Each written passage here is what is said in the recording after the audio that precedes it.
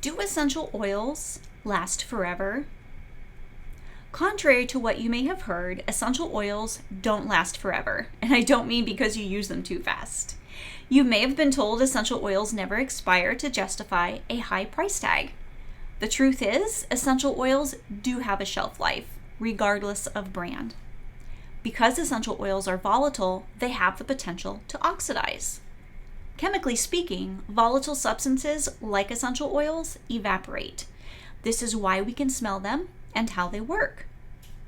Essential oils are made up of a variety of constituents or chemical compounds which collectively make what we call an essential oil.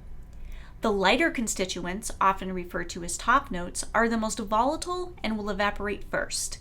The heavier constituents, base notes, will be the last ones to go. These top notes are often the ones more gentle for the skin, and when they leave the bottle, the risk for essential oils to cause redness, irritation, and sensitization increases.